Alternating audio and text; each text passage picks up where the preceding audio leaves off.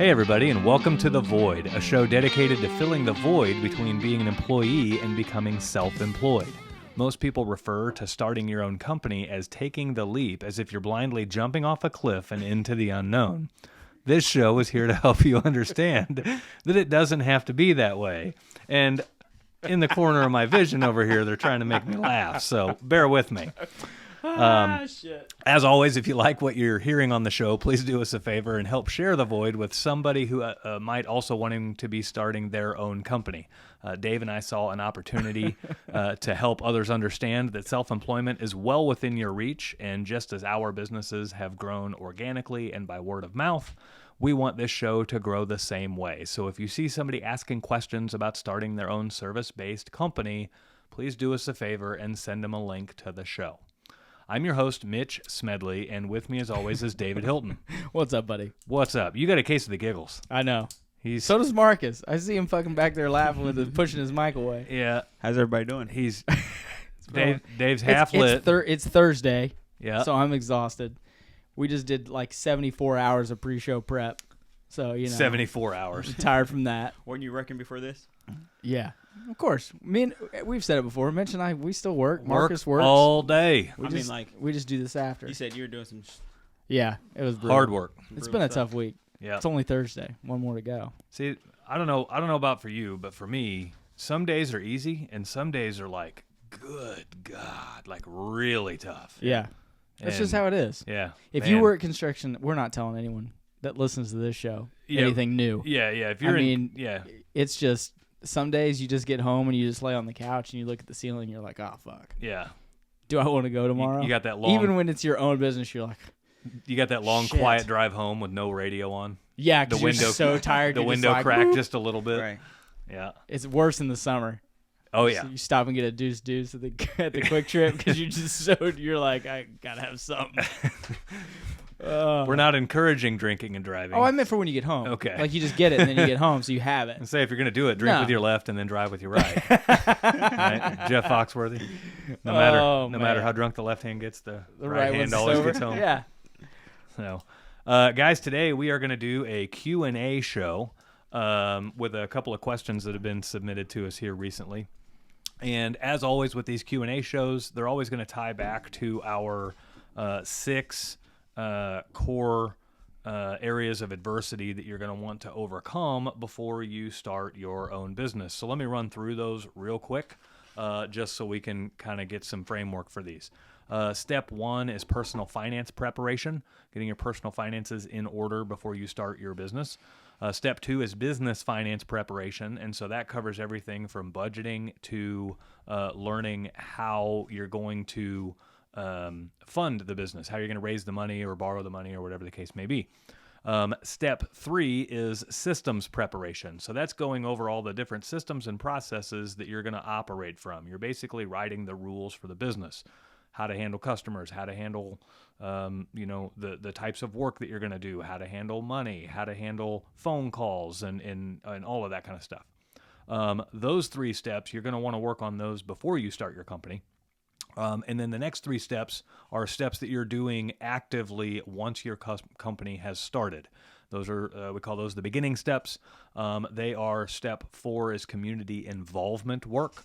And whenever we do that community involvement work, we hashtag it with the hashtag find the need, fill the void. And that way, if you see others using that hashtag, they're also void listeners as well.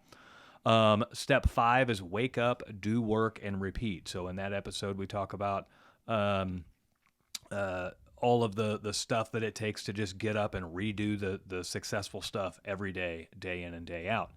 And then step 6 is evaluate performance and make adjustments and improve, because that's how we get better. We have to understand what good performance looks like. We have to learn how to adjust our bad performance into good performance, and then we have to actually do that adjustment and improve. So all of those steps, we talk about all of those steps in episodes 1 through 9 of this show. So whatever platform you're listening on, you can go back and look through episodes 1 through 9 and find those episodes, and that is going to give you all of the nitty-gritty for how to start your company. Yeah, if you've just started listening and you like this, you're like, oh, good information in there. Yeah. The best information, and I shouldn't say the best information, but the most important information when it comes to starting your company is episodes. I shouldn't say episodes. Yeah, episodes 1 through 9. Yeah. Yeah, Yeah, the 6 episodes- steps. yeah. The 6 steps are the most important, and Yeah. that's episodes 1 through 9. Yeah, we I cover all wanted to 6 say of those. 6. I wanted to say 6 episodes and 9 steps. 9 steps. Yeah. No, it's 6 steps, 9 episodes. Yep. Yep. And so that's going to get you 85 to 90% of the information that you need. Obviously, everyone's going to be unique. Everyone's going to have different concerns or a unique facet to what they're doing. And so that's where the question and answers come in. If you have any questions, you can email us at askmitch@mitchsmedley.com, and we will get those questions in, and we... That's how we fill the gaps, and that's Yeah. why we have the guest shows too. Yeah. Because those guests, I mean, they have information that we haven't thought about, Right. or questions that were answered in their quest Right. to open their own business that were answered. Right. So, I mean, there's, everyone has little different pockets of information Yep. that they use and that they use to start their business and that can help you start your business. Right. Man, Right. I am like super tongue-tied today. Ah. And some of the guests might even be starting a business that's not even in your wheelhouse, right? You might be wanting to start a sheetrocking business, and we have a guest on that's talking about like a hair salon. Well, those episodes are still valuable to listen to because you might learn something about one of their experiences that would help you. Like their rental lease. Yeah, Maybe yeah. they had an issue with their rental lease, and you have the same fears, and, Right. and that helps you get over that hurdle Right. to Right. starting your own deal. Yep. So- So today's questions come from 2 different individuals, so we're gonna hit these kind of in order here. Jeremy from St. Louis. Is he the guy that had the 2 questions? He's got a lot actually. But He we're and- going to go over 2 questions that he... Yeah. Okay. And he and I have been kind of messaging back and forth a little bit on Facebook Messenger, but he lives in St. Louis. He works for a union plumbing company, and his first question was asking us what our thoughts are on union versus non-union. So, Dave, I'm going to let you go first with that one. Union versus non-union. What was his exact question? What are your thoughts on the union versus non-union? Was he thinking about opening up a union shop versus a non-union shop? Is that what the gist of his question was? He's Or thinking just in about general? Yeah, he's thinking about starting his own plumbing company, and he's heavily invested into the union now, Okay. and so he's got concerns about like considering leaving the union to start his own, but he could also start his own company That was and non-union. be a union shop as well. Was his commercial or residential? Do you remember? They kind of do a little bit of everything. Oh, okay. So I mean, my general thoughts are, back in the day, 60s, 70s, 80s, unions built this country. I mean, Right. they built the middle class because people were getting shit on all the time by employers, basically. Right. Okay, and they realized, oh, you know what? If we band together, they can't screw us. right, Now we're all getting paid a decent wage. And especially in Detroit and the Motor City, right? When it comes to car manufacturing, that it was huge. Yep. And it, literally catapulted this country to being the great power that it is now. I think now they're probably a little too big. Some of them, I shouldn't say all of them. right, I'll say there's probably 15% of the unions in this country are too big. They're so big that they can manipulate governments, people. The teachers union is what really comes to mind. Yep. And that drives me crazy. Yep. So, it puts a bad taste in my mouth as far as that goes. What I really wish people would do would stand up to those unions that are doing things the wrong way and kind of take those back. Yep. Vote those people out. I'm on the fence. Yeah. To be honest with you, one way or the other, there are great things about unions. There are bad things about unions. One of the bad things is I feel like people that are really working hard and making all the money, these unions have, in some circumstances, taken advantage of them. And there are fat cats that sit at the top, or maybe not all the way at the top, but those first 4 or 5 tiers that are sucking up a lot of that money, a lot of that due money, and they shouldn't be. Yep. And that's what I mean by people need to maybe need to stand up and take back some of those unions. Yeah. I mean, I'm not going to say they're all bad, but they can be, and they can be good at the same time. Yeah. Now, I'm not going to say that plumbing unions are bad. I don't know anyone personally that's ever been in a plumbing union. Or I mean, I know some pipe fitters. Mm-hmm. That's a little different. Yep. You know, when I think of pipe fitter, I think of commercial construction, gas pipe, Mm-hmm. fire sprinkler, Mm-hmm. Things of that nature. And those guys all have great things to say. Mm-hmm. So as far as like service industry plumbers, new construction plumbers, and there are unions for all of those. I'm not going to speak to those specifically because I'm just not sure. Right. But I mean, what are your thoughts on that? When he asks, as a commercial plumber, that kind of does a little bit of everything. Mm-hmm. So, let's first, I'll give you kind of my opinion on unions in general. I look at unions a lot like real estate agents, and so I agree. Yeah, unions helped build the country and everything else. One thing that happened as the country developed into what it is today, anybody who wanted to be successful and needed a lot of employees to do that, you understand very quickly that if you are going to be successful, you have to, you don't even have a choice. You have to treat your people very well. You have to pay them very well. You have to give them amazing benefits. You have to have a great culture. You have to provide, health insurance and retirement and all of these things. And you don't even, it's not even a choice. If you want to be successful, you have to take care of your people.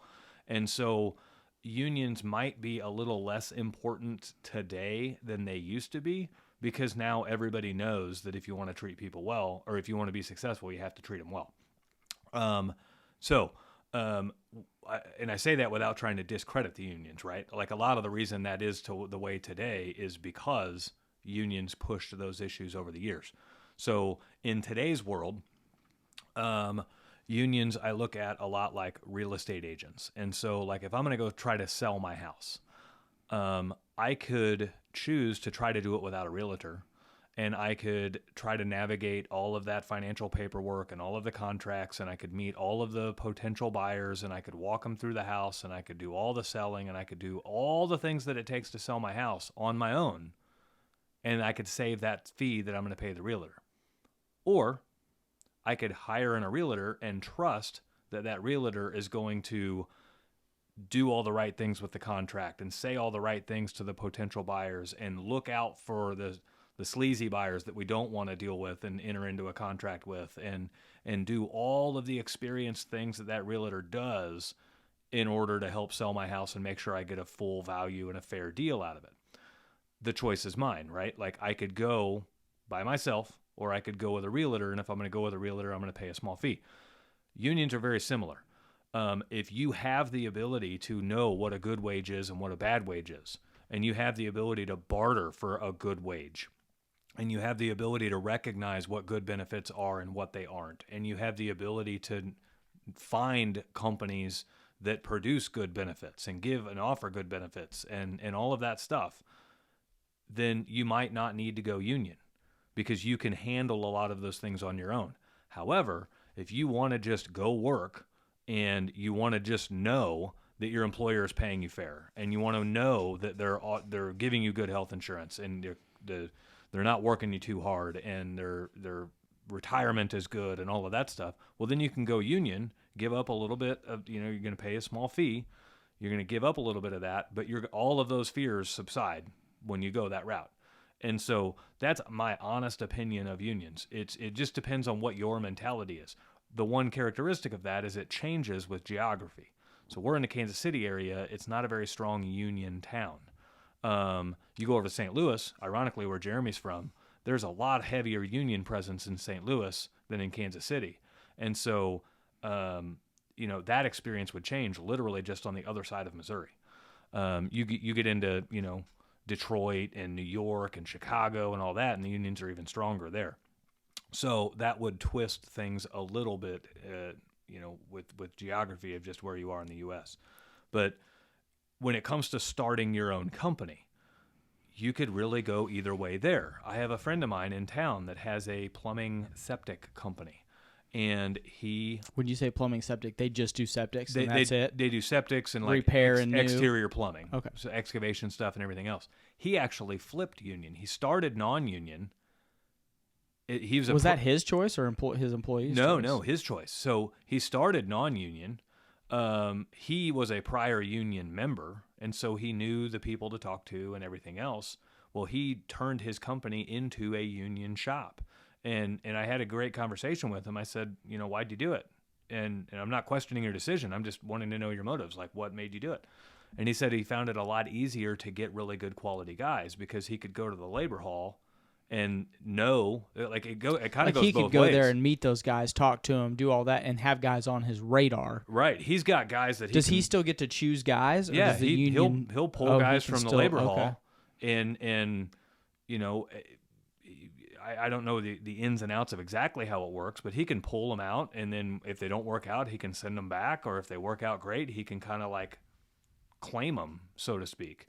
Yeah, But I'm sure they have a little contract. I don't yeah. know. I was never in union. So But I mean, it's working out great for him. So he did it because it helped improve the quality of labor that he was finding, because he was having a hard time finding guys. And he was like, I didn't even care about the benefit thing because I was providing those anyway. So like, it improved the quality of labor. It didn't change any of the other plans that I had. So it was great. It worked.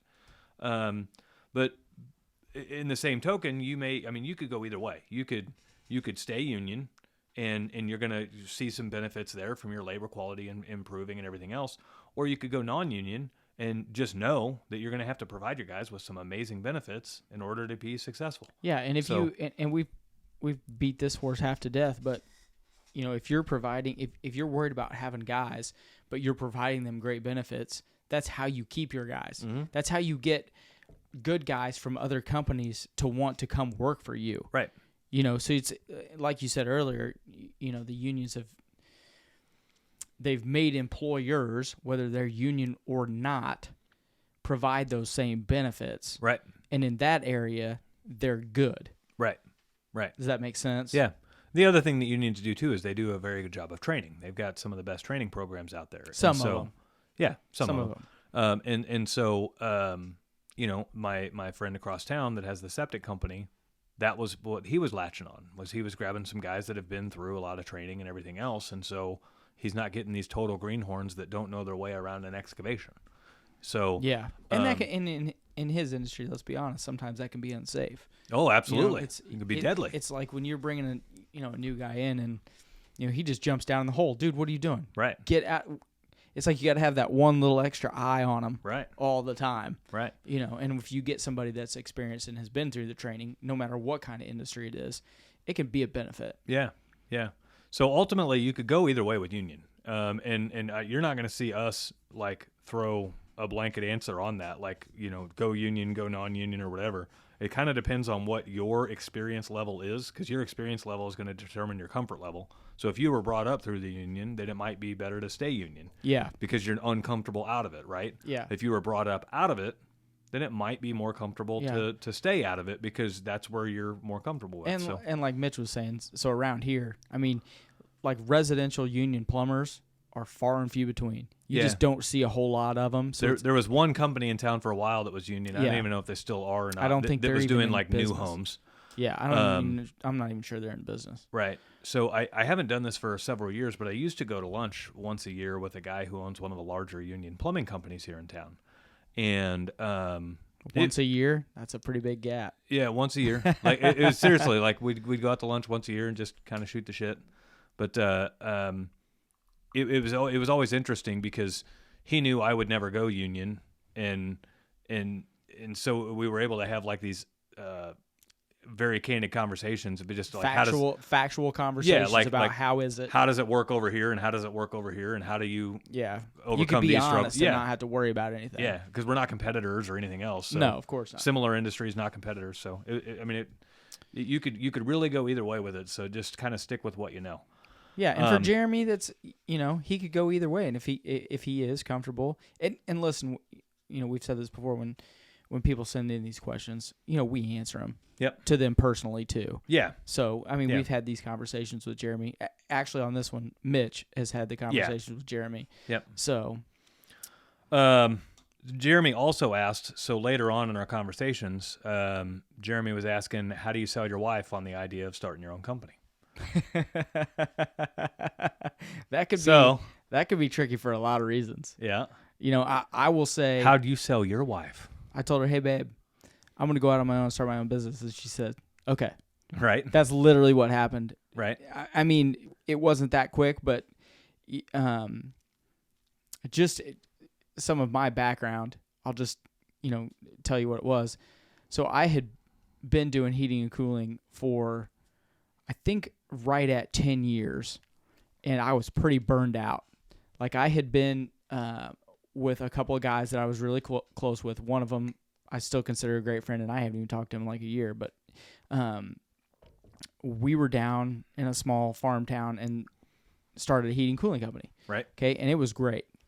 And I got burned out. It took me literally from where I lived to where we were doing business, it was 50 minutes to an hour every day, and then an hour back. So I was burned out. So I quit them, told them, I don't want to be part of this anymore. Went home. About 2 months later, I got a call from a friend that worked at Lake City Ammunition Plant and said, hey, they're hiring up there. And I was like, you know what? I'm going to try something new. Okay. So I go to Lake City Ammunition Plant. I go up there. I fill out all my stuff. I go to work there. I worked there one weekend, 3/12s. That was going to be my shift. Literally, so the way it worked was you had to be in this little like pre-training program, and you filled all these holes. And then when there was an actual vacancy, if they liked you, they put you in there. Mm-hmm. So I worked 3 days, didn't work the next weekend. The next weekend is when they kind of had a disaster up there and a guy got killed. Yeah, I remember that. And so they shut the whole plant down, literally shut the whole plant down. And I'm like, I'm like, what am I going to do? I can't. Well, people just started calling, and they're like, hey, man, I heard you left. Can you help me out with this HVAC project? Oh, okay. One led to two led to all this stuff happened, and I just told her, I was like, hey, all these people are calling. Right. I'm just going to start a heating and cooling company, and I'm just do going to do it on my own. Yep. So it literally went from being completely burned out, never wanting to look at heating and cooling again, to doing something for 3 days. I mean, this is probably like a 4-month span. Yeah. To being thrown directly into the fire. Right. And we've talked about this in other episodes. I didn't know what I was doing. I knew literally nothing. Mm-hmm. I'm calling people trying to figure stuff out. Setting up checking accounts, but all this different, getting licensing, getting insurance, doing all this stuff, and literally it just boom, there it happened. Yep. And when I told her that, she was like, "I don't." This has been a long time ago. I shouldn't say a long time ago, like 12 years ago. I don't remember exactly what the conversation was, but I think it was probably like, "Yeah, you better do something." Right. Is probably what she said to me then. Right. So mine's a little different. We were both motivated, but I would say to selling your wife on it, if your wife's not on board, you're in trouble. Yep. Okay. Yep. It's just you will fail. Yes. Either in business or in your relationship. One or of both. those things, you will be in deep shit. Yep. Okay.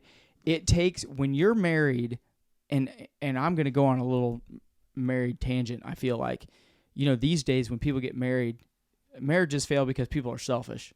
And they don't realize that when you get married, that single part of you is dead and it's gone. It ain't about you anymore. No, you two are together and you're a team against everybody else. Mm-hmm. It's you and her against everybody else. Okay? And if you're not together, it ain't freaking happening. Right. Okay? And for me, she was completely supportive. Yep. Now, when we did it, we didn't have a kid. It was just us. It wasn't, a big deal. And she had a good job. Mm-hmm. Okay? I'm not going to say, hey, we were in dire strait. Nope. Like Tyler that was on the show was ramen noodle poor. Right.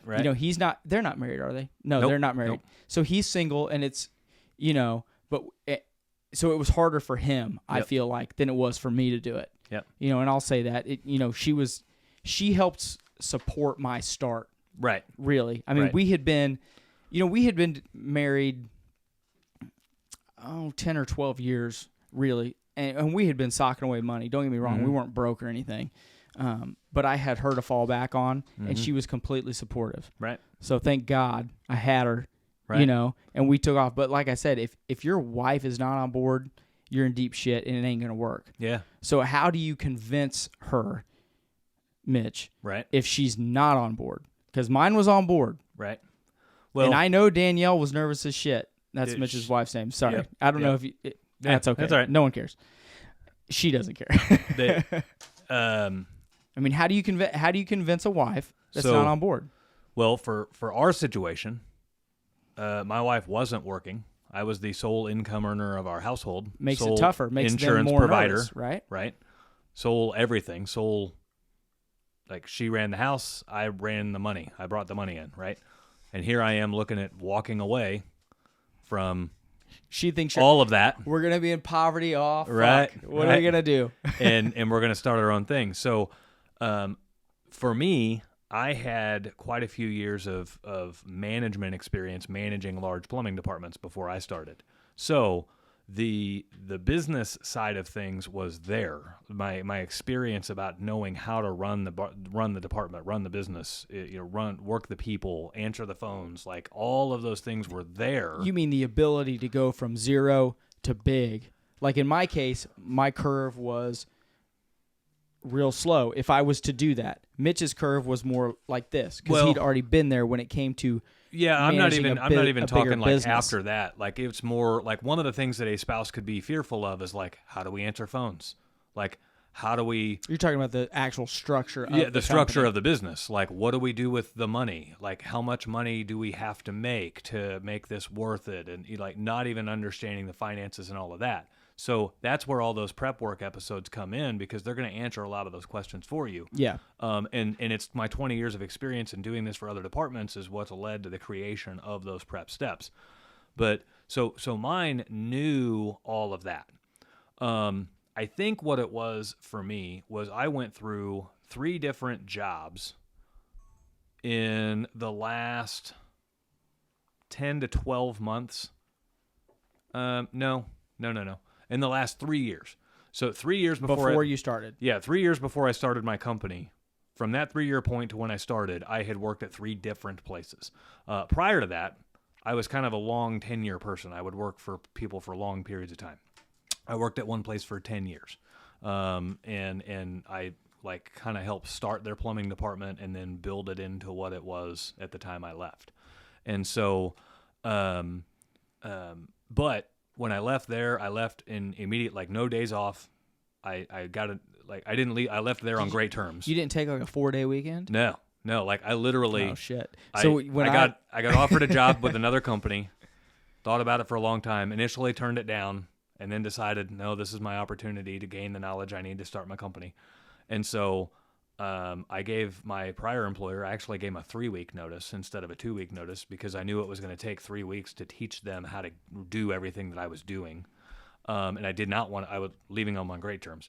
So left them, went and worked at this other company for like 18 months. I left that company on bad terms. because they were a bunch of shitheads. Yeah, it was one of those things that it's forced choice, Yeah. right? It's not. It wasn't my choice, but But it should have been your but choice. I wasn't fired, if that makes sense.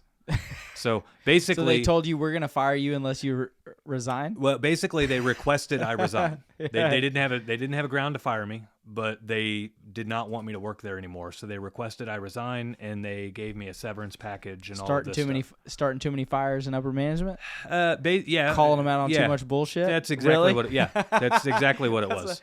Listen, So- everyone right now is thinking that's completely bullshit. They're like, oh, they've talked. No, I had no No, idea. yeah. But usually, so like my wife's boss recently, this exact same thing happened. But it was like literally his wasn't starting too many fires. It was, I'm pretty sure he was a complete idiot. Right. But the lady before him was the same thing. Yep. Like she didn't take no shit. She Yep. was just like, no. Right. And so they were just like, I mean, people were trying to, force her out without, forcing her out. And finally Right. she was like, Adios. Right. see ya. Yeah. So The one finger signal. I'm I out. I left there, and I have a lot of contacts in the industry, right? So I left there. Well, yeah. I took, I don't know, maybe a week off, and I started planting seeds, calling some people and everything else. I wasn't quite ready to start our company yet. I wasn't my personal finances were not where they needed to be for me to start my company. I was not debt free. Yeah, Yeah. side tangent. So when Mitch left there, he calls me, Yep. and we went and got a couple beers, and he said, "Hey, I'm thinking about going to this place," which was the place you eventually went to. Yep. And he was like, and I kept saying, "Do you remember?" I kept saying, "Dude, just do it on your own. Yeah. Yeah. You do it on your own. And You can do it." The reason I was not, my personal finances weren't I was Yeah. not debt free, and Yeah. so I was not comfortable starting our company yet. Yeah, So I and that went. turned out to be good, Yeah. So basically, I took all the ideas that I would take to start our company, and helped them. and I went to another company who had done HVAC for 30 years, and they had never done plumbing, and I literally created a plumbing department for them. And they're a big company. And they're a big And they company, do well. great company. Yeah. Left there on great terms and everything else. They treat their guys pretty good, don't they? Yeah, they treat them great. Everyone I've ever talked to that's worked there, Yeah. they're pretty happy. And so I worked there for 7 months, and in 7 months we took them from never doing a dime in plumbing work before to now doing very respectable money in plumbing. And so that kind of proved my startup process. Like, okay, if it worked here, it'll work for me. It was self-verification. Right. And so there was a day where Danielle and I had talked for quite a long time, like years, about the dream of starting our own company and everything else. Well, there was a very specific day in January of 2020 where I told her, like, so there was a time where I had realized, okay, I successfully started this company, successfully started this plumbing department for this other company. There's no reason I can't do this for myself Yeah. now. And And for those that have lost track or came in later or fast forwarded, this is how do you sell your wife on starting your own business. yeah, and so I texted her and said, we're doing this. I've now done this for 3 different companies, had been wildly successful, have very rarely ever made a mistake. I've never made a detrimental mistake. It's time that I quit putting all of my skills to use for somebody else, and it's time that I start building a legacy for our family. And we had enough conversations in the past. She knew that when that text came across, it was like, But It's it. but to the question of how Right. do you sell your wife on it? So ultimately, you say in generalities we had these conversations in the past. Yeah, People yeah. are looking for direct answers. yeah. So I mean, ultimately, what are direct answers? What were her real caveats? yep. Ultimately, it is a matter of getting all of your spouse's anxieties resolved. Well, give me Prior. an example of like one that she had. So- like what was the really one thing she was worried about? Money and health insurance.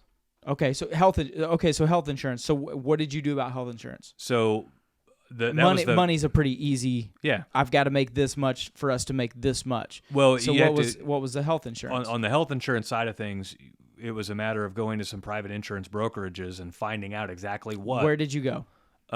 We need specifics here because people have what- these same questions. Oh, they're all over. Like I'm in Kansas City, but the like, person did you that go we to used. did you call Blue Cross Blue Shield? No, or no, did you no, no. call- What did you do You're gonna like Google a private insurance broker in you- your area? Yeah, or, And then you go to them and say, "Hey, this hell, is the what I'm person we looking were to getting do." it from was in like Georgia.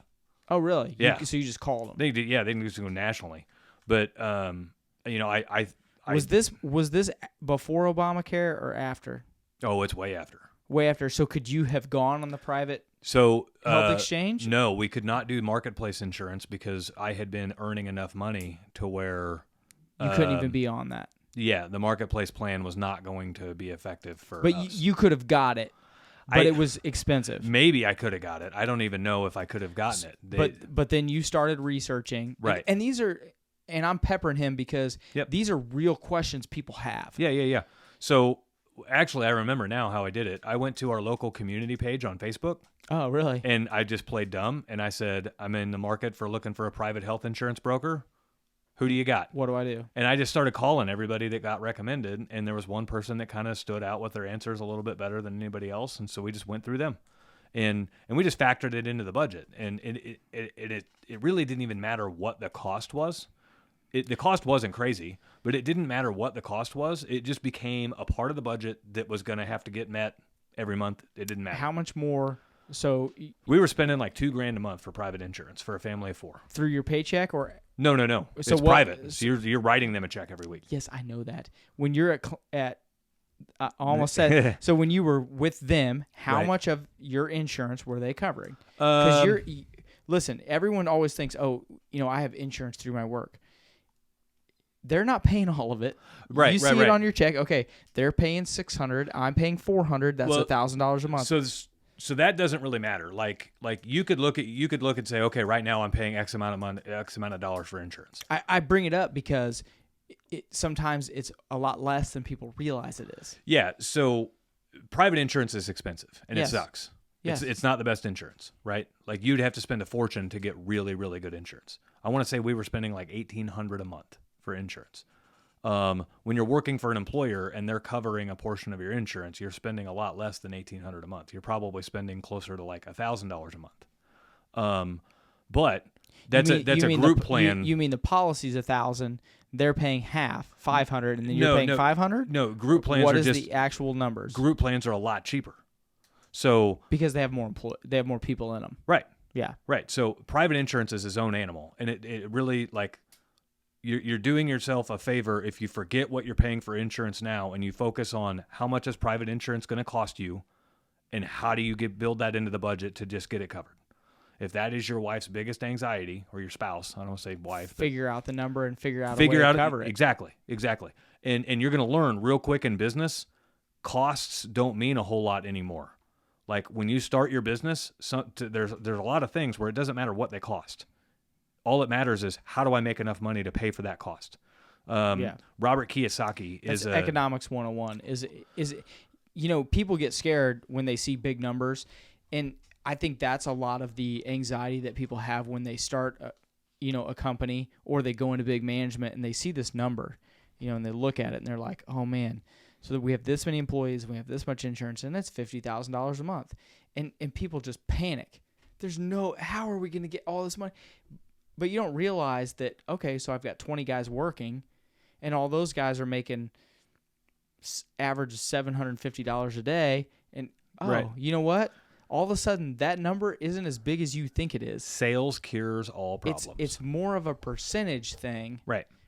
If you want to see things small, break them down into percentages. Right. But like Mitch is saying, find out what the number is, find out what the budget needs to be, Right. and then figure out how to overcome that number Yeah. in a realistic manner. You Look, babe, if we run 3 calls a day or 3 calls every other day, whatever it is, and that means and that these aren't this money is this. this isn't I can entrepreneur math cover either. this. No, this is real math. So sales managers love to do this shit. If you interact with 3 customers a day and you close on 40% of them, and that closes this average ticket, and all of a sudden they've now talked themselves into this crazy impressive financial number that is unrealistic. They've talked themselves into making $50,000 a day with 2 employees. Right. You're like, dude, okay, come on, that doesn't happen. Right. So yeah, basically And we may be getting at we're getting up here right now. We're but- way out, but don't do that fictitious math with your spouse. No, do Be realistic very math. realistic math, right? Yeah. And if your business can't cover the cost of private insurance, then you don't have a good enough business plan yet. You don't have enough. Your plan is not solid enough to cover those sales yet, Or to cover those costs yet. I mean. or realize, okay, I'm not gonna. I realistically don't think I'm gonna have the money to pay for that insurance for 6 months. So I need to have the money to pay for that insurance for 6 months before I start. Yeah. Or Okay. maybe the spouse needs to look at getting a job that's going to cover insurance while you start. If that's like, there's another avenue there that could happen, Yeah. right? I was so confident with ours that it wasn't a concern. No, for us. and we're talking about how to. And listen, this isn't a female thing. No. We have wives. Yeah. If you're a woman and you have a male husband and you're the breadwinner, which, let's be honest, it's a lot more prevalent than it used to be. Yeah. Okay. And you're the breadwinner now, and he's working part-time at Domino's. Yep. Okay. And he doesn't get insurance, but you carry the insurance, but you want to open, like Claire's, that we haven't had Claire's episode on, Mm-hmm. but a body sculpting deal. and you think that you can make all the money to pay for the insurance for everybody, and he's panicked, you still have to break down the numbers. Yep. No matter who's making it. And listen, if he can go from being a driver at Domino's to being a manager, and the money's the same, but he gets health insurance, guess what? That's a way to alleviate that anxiety. Yep. But you have to be on the same page when you're making those decisions. That's how you win your spouse over. Yeah. Not your wife, your husband. That's how you win your spouse over. Right. Either way, to get to common ground. Yeah. Before you can make it successful. So for me, I had years of experience running financial spreadsheets and running sales reports and analyzing exactly how many calls we would need and the average like sales per call and all of this kind of stuff. And so for me, I was very confident in, okay, all I need to do is run this many calls a day and the budget's going to be met.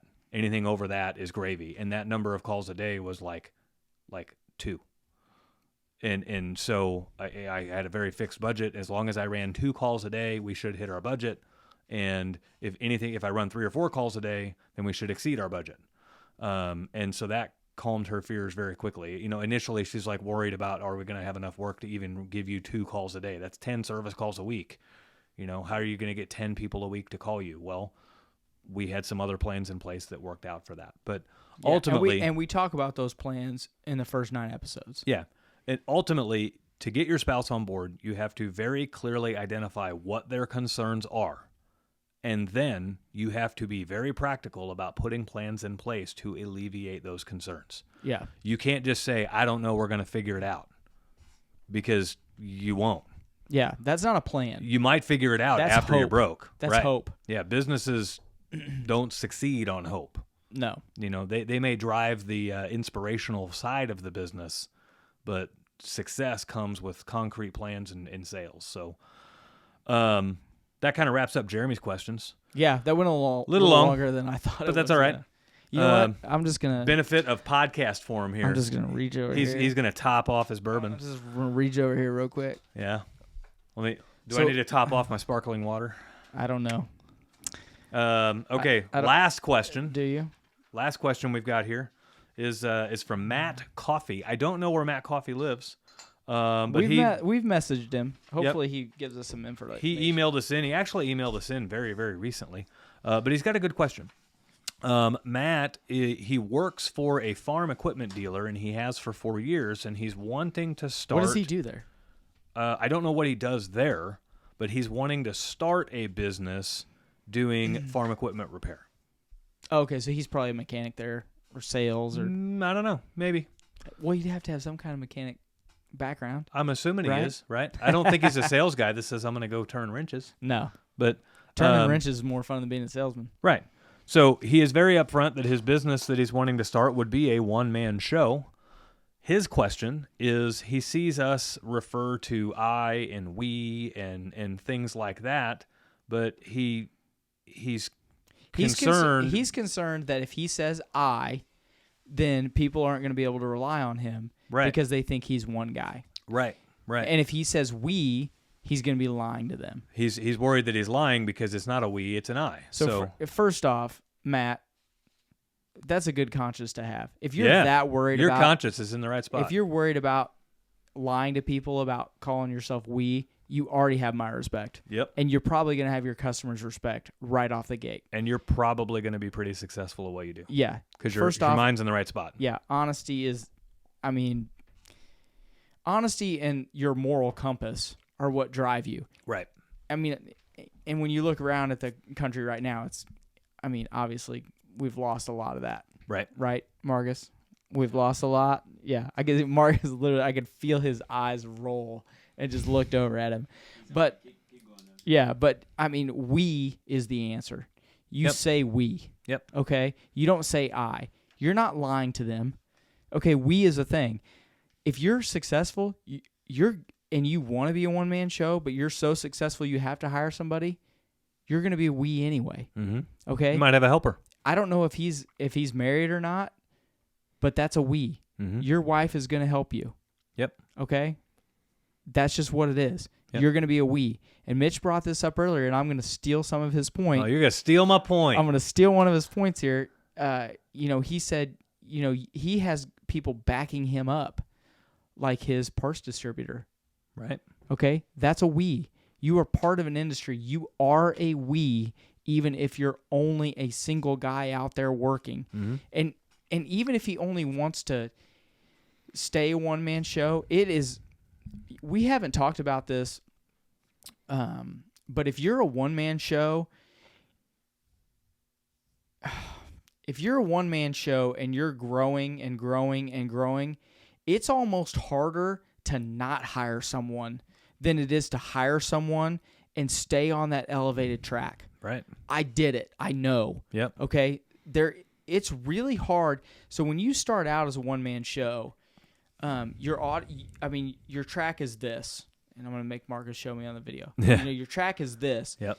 And then when you get so big that you decide I need to either hire someone or stay a one-man show, your track becomes this. Yep. And that's just how it is. And Okay, and I'm not saying Dave's giving a wavy motion with it. Yeah. It was going up at a 45-degree angle, but then it starts wavering. And the Yes. reason it starts wavering is because you get yeah. freaking tired. I forget that we're not just on YouTube. Right. So yeah, so you're going up at a 45-degree angle, you're climbing the hill, and that's as a one-man show. But when you get to the point where, I'm going to say it again, you have to either hire someone or decide I'm going to stay a one-man show, that hand starts waving, that line goes down and up and down and up, because you're turning down work, you're grabbing work. You're Yep. turning down work, you're grabbing work. You're turning down work because you're too busy to get to it, and then you realize, I turned down a little too much, and so now you're slow. Yes. And so now you start grabbing everything you can, and then you grab a little too much, and so now you're busy. Yes. And listen, I did this, so Yeah. it's easy for me to say this. You are not doing a wrong thing. No. If you're no. comfortable doing that, you're going to do it. You're just describing the way it is when you're a one-man Yeah, show. if you're going to piss people off, yeah. Are you going to make a lot of people happy? Yeah. Are you going to make a shitload of money because you're on your own? Yeah. Yeah. So, that's a bridge that Matt is going to have to cross Mm-hmm. if he is successful. That's just freaking how it is. Yep. You either are going to continue on that upward trend, and you're going to have to sacrifice a little bit of money to hire guys, Yep. or you're going to have to go down. Yep. And then you're going to have to go up, and then you're going to have to go down, and you're going to have to go up. And that's just what it is. Yep. Not to steal too many of your points there. No, you're buddy. good. You're good. So, I had to grab that to fill my Yeah. thought process there. ultimately, he could go either way. Of course you can. If he says he's going to lose some customers that want the comfort that he's a little bit bigger than a one-man show. Yeah. Right? Yeah. It's kind of weird.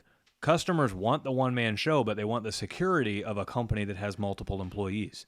There are people that will pay the biggest giant corporations in town. They know they're paying extra money because they want the security to know that they'll always be able to call them and they'll always have somebody available to send out and all of that. And a caveat to that is some people will wait to pay someone that's a one-man show because they trust them so much. yeah. And they're so tight It's with different them. types of customers. And listen, right. and this isn't bad. Older customers are like that. Yep. Okay, I'm 40, Yep. but I'm like that. Yeah. Unless it's a complete other disaster emergency, if I know someone personally and they're like, okay, yeah, I can be there, but man, dude, I'm swamped and it's going to be 2 days. If it's not an emergency, I wait. Yep. Because I trust them that much. Yep. So if Matt says I'm going to stick with it's okay. Yeah. Okay? Yeah. It's all right. You can totally do that. If I were Matt, I would use the we term. I would too. And the reason why, like I used the we term whenever I started ours. We refers to you, Matt, but it also refers to the people that you're buying your material from. Yeah. The people you're buying your repair parts from. The trucking companies that are delivering, the UPS and FedEx drivers that are delivering those to you. The people you're buying tools from. Yeah. Hydraulic hoses from. Right. It also refers to the guy that's repairing your truck so you can drive out to these different farms and repair their equipment. So When you say we, you're not a liar. right, you're referring to we as in myself and all of my vendors, because that's what goes in. It takes you and all of your vendors to deliver amazing customer service to your customers. So your vendors are very much part of that. So it's very okay to say we, even though you're referring to a one-man show. I did it, and I always say we on this show. In the context of this show, you'll catch me saying I a lot because I'm just referring to like my business, right? Yeah. But outside of this show, it is always a we.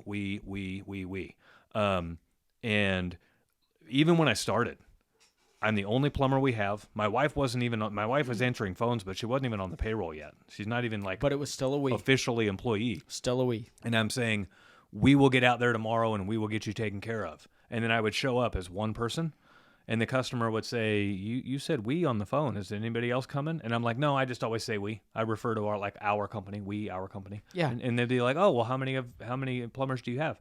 It's just me. So it's just you? Yep. Well, and Yeah. And so every once in a while, and you can say, hey, my wife helps me. oh yeah, yeah. You know, you can say, if someone asks, and out is, my wife helps me. If you're not married, I have distributors that help me. They'll bring me parts. Right. They'll bring me deal. And if someone gets that deep in there and they're being completely weird about it, which, let's be honest, we're talking 1 out of 150 people. Okay. Yeah, in the last. I mean, that dig that deep and it makes them weird about it. Yeah. It's Before not gonna happen. Before we hired people, I probably had, I'm gonna say, 10 people over a year kind of actually like pause for a second and ask.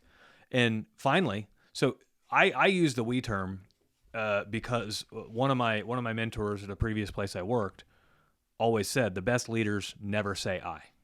The best leaders always say we. Yeah. And the only time a leader will say I is if they are talking about a team failure. If your team failed, the leader owns it. Then you say I. And it's I failed. Yeah. I failed our you. team. I failed you guys. Right. I should have had you more prepared. Right. I should have done this to help you be better. Yep. And so if we're talking about good things, it's we. If we're talking about things that need improvement, it's I. Yeah. So if one of those customers calls you and says, "Hey, this hasn't happened. Or, this broke that you repaired." I'm trying to think of something Matt would repair. I just don't know a lot about fire. Yeah, you would say, "I am sorry. Yeah. Yeah. I will be right there. I'm coming out today." Yep. You go to I. That's a great point. Yeah. So I eventually, so It's like I said, about psychology 10, 101 right here. Yeah. Well, like I said, I had about 10 customers over that first year before I hired people that were like a little weirded out because I had said we so much and now it's just me.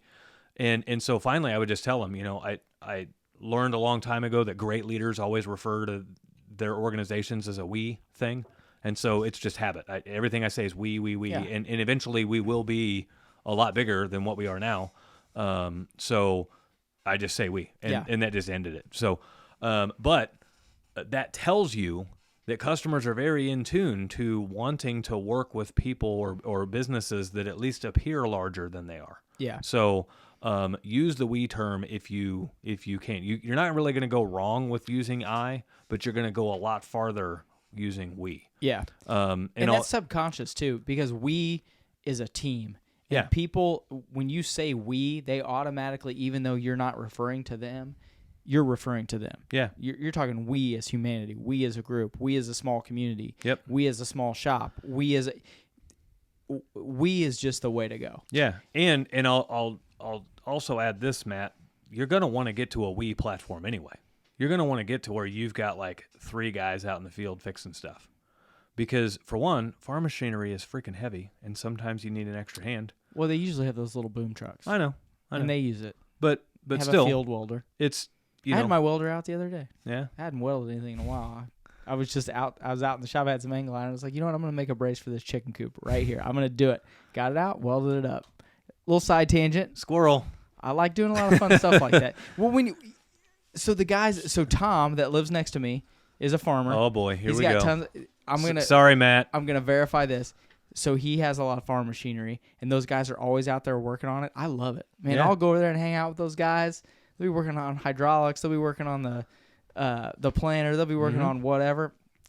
Yep. It fascinates me. Yep. How awesome that equipment is. And so just the other day they run big trucks too. They can't find any help. Yeah. Especially qualified mechanics, qualified anything. Mm-hmm. So if you can be in that industry, I think you can make a ton of money. Yeah. And if you could get a few guys that were on board that weren't flaky and trying to go off and do a ton of side work and do this, I Right. think you could really make a lot of money doing Yeah. it. Well, and for Matt's concern, get to a platform of We, because it saves you from getting burned into the ground and just Yeah. like beating your dick into the dirt, working so damn hard. And there can be a lot of long hours because those guys, Yeah. you know, when it's harvest season They're- and they're out there at midnight with the lights running, Yeah. and they have, especially like around here, there's a lot of smaller farms. Mhm. You know, they don't have John Deere on call because they're running 8 combines in a row. You know, Yep. rolling down fields, and I think that's probably what Matt's like. That's his niche. Yeah. You know, 1 combine or 2 combine farms are calling him. Yep. Dude, you could be wore out at harvest time real quick. Yeah. And so like the most difficult time in my business was the months right before we hired our first guy. Because you're busier than hell. Well, you're busy enough to warrant having to hire somebody. You're doing all of that work yourself. You don't even have time to enjoy the money you're making. No, you're And just so- socking it away. Yeah. And it just sucks, right? You're begging someone, please help me. Yeah. And Please- so please come and help me. you're in all of your concerns don't go away at your first hire, really. Like you got to get to like 2 or 3 to really start seeing the light at the end of the tunnel. But when you get to 2 or 3, now they're doing enough work to where you can kind of pull out a little bit and manage them a little bit. Mm-hmm. And Yeah, because you don't have to have one guy. You have to have one guy plus one guy so that you can step back. So you really got to have almost 2 guys right off the bat to make that jump if you're that busy. Yeah, it just depends on who your first guy is. But like you get to a platform of 3 and they should be producing enough work and enough sales to allow you to step out of the sales side of things for a minute And keep and kinda work get an on the over- business like an instead of in the overview. business. Okay, Yeah. so yeah, we've got this. I can step up. I can look Yeah. and see what's going on. Okay, we're on the right track. Yeah. and And then you can jump back in. Don't think you can't jump Right. back in. that's where we're at like right now in our business. We have 3 other plumbers and myself, and I work like in the field like 2 or 3 days a week. And that doesn't mean like my other 2 days a week I'm like kicking off and fucking around. It means that But now you're investing your time in growth. I'm sitting in front And of the taking computer care of running what some you need to spreadsheets do. and going, Yeah. okay, if we get to this financial situation, then we can really excel here, and that's Yeah. going to be the key to hiring the next guy. And I'm forecasting when the money's going to be there to hire the next guy and when the calls are going to be there to hire the next guy. I'm strategizing better ways to take care of our guys. And It'll be an HVAC department New- before you know it. right. we might do HVAC and electrical and the whole 9 yards. You never know what You what never it may know what's evolve going into. to come down the pike. But that all started with the platform of We instead of I. Yeah. So having that vision, because I knew I didn't want to be owning a job. I knew I wanted to own a business. So and we've talked about that in previous shows. But the difference, if you own a job, when you own a job, if you don't go to work that day, no money is made. When you own a business, you can take the day off and the business still makes money. That's the biggest difference between owning a job or owning Yes. a business. So And in different companies, it's obviously different. In Mitch's, that's just how it is. right, You know, right. So like in HVAC, if Well- you've got service contracts coming in anyway, and you're Yeah. a one man show, it's almost like it's a little bit. It's a little bit. mostly owning a job, but then just a little bit. yeah. And then there are other companies that You got like Tyler who owns the gym. yeah. So if All of his he people takes, are paying monthly memberships, right? So if Yeah. he takes a day off, Even which though- which he does, he'll close Yeah. the gym and he'll go to New York for 3 days to enjoy himself, right? yeah. So he's still making money even though he takes the day off. But he can't do that too much because if he does, Yeah. people are going to leave his gym because it's closed. Yeah. So- and that was a great point. So if he had, like, say he came to you go to his gym and said, "Hey man, can you watch the gym for one day?" Mm-hmm. Mitch might do it. Yeah. Somebody in the gym might do it. Yeah. His buddy, not yours, Tyler's buddy may go in and do it. Yeah. So his is like, it's kind of a hybrid. He gave me Of a what key it to is. his gym 2 weeks ago. Nice. Yeah. You know what? So I can go in there on Sundays and stuff and work out if I want. You know what I love and hate about you? So I get up this morning at 5, okay? I'm up at 5, okay? Yeah. And I'm making coffee, getting ready. I pull up my phone, it's 5:30, I look at it, and then Mitch has a post on there, and it's 4:53. Yep. 1 year since KC Dog or Dog Pound KC, and there's a photo on there. I'm like 4:53. This I've been been this up. son of a bitch has been up for at least half an hour before I've me. been up, He's been at the prepped. I'm gym. at the gym waiting to start working out at 4:53 in the morning, posting on Facebook. You know, today was my 1 year anniversary of going to the gym so every I see day. It, so I see it, and I'm looking at it, and I think it was like 5:23 or something, and I'm thinking, man, I hate getting up this early. And then I look at Mitch's thing, and I'm like, he's been there for half an hour now. Yeah. And I can't decide if I'm enraged at that moment or not. I'm like, do I drive over there and just punch him? Do I call him? I mean, just like. You drive over and join the workout. That ain't happening, dude. That ain't happening. I mean, I work out, but not at 4:53. Yeah. That's my I routine. mean, he's literally. We oughta- It's black. I'm like, it's dark out. None of the lights are on. I'm like, this crazy son of a bitch. Yeah. Is at this gym. Every day. Nuts, man. Every day, like You're clockwork. nuts. You're nuts. So, well, Jeremy, Matt, I hope those answers help you out. And as always, tune back in with us as you start your journey and keep us in the loop as to how successful you are. So, I've actually got a phone call scheduled with Jeremy here pretty soon to go over some more questions. So Good. we'll see how that works. You know what we should do? Maybe we'll call him on speaker here. Well, I was thinking maybe he could. It's not that far from. It's not here. that far, right? Yeah. He could drive 4 hours. Yeah. Tell him, hey man, you want to be on the show? Yeah. See, if I was a baller, I'd just send my private jet over to get him. Well, I was gonna say, see, Mitch's idea of baller and mine are different. I was thinking maybe throw him $100 for a hotel room. Drive your own ass out here. So, well, that wraps up our show for today. Again, if it taught you something, if you saw value in what you listened to today, if you think somebody else might benefit from this show, please do us a favor and share the link to the show you're listening to right now. Literally hit the share button and send it to a friend of yours and say, check these guys out. They may be able to help you out a ton. So if you have questions that you would like to ask and get our feedback on, and we may just even talk about them on the show, send those questions to askmitch@mitchsmedley.com. Other than that, guys, have a great week, and we will Good catch show, up with you Mitch. later. Nice job, buddy. Love See you ya. guys. Thanks, Marcus.